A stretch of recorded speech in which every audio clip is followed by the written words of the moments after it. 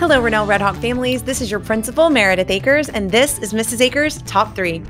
Number 1, it's almost Thanksgiving break, and we are so excited to have some time off to spend time with family. And as a fun activity, we've included below in the newsletter a printable activity that you could play with your family if you want to, with your kids. It's a categories game. It's kind of like Scattergories, if you've ever played that, where you roll a letter, and there's even a website link included in the directions. If you don't have a Scattergories dice, you can just use a website to get a random letter. And let's say the letter T comes up. Then there's different Thanksgiving prompts, like something you might eat on Thanksgiving, and you have to come up with something that starts with T.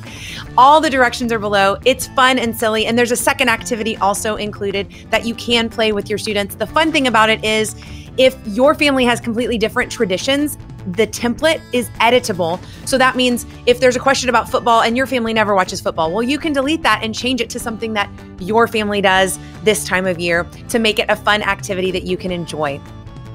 Number 2, I just want to encourage everyone, please be safe over this break. I know we've heard that a lot from our government and leaders around the country that, some of those COVID numbers are really going up. And so please be safe, keep those gatherings small. And that leads directly to number 3. If by chance your student starts exhibiting COVID-19 symptoms, and those list of symptoms are included in the newsletter, or if you find out, we did get together with some family members and we found out we were exposed, someone there ended up having COVID-19.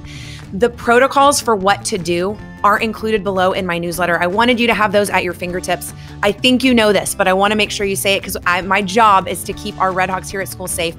If your child is experiencing symptoms or is exposed to COVID-19 over the break, please do not send them back to school. Please take those precautions and follow what's in those protocols below in our newsletter.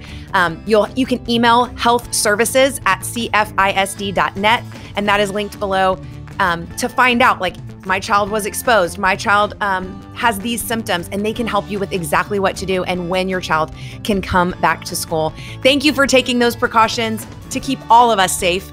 And I hope you have a wonderful Thanksgiving. I am definitely thankful for this wonderful community, thankful that I get to serve you guys and your wonderful students. Enjoy your Thanksgiving.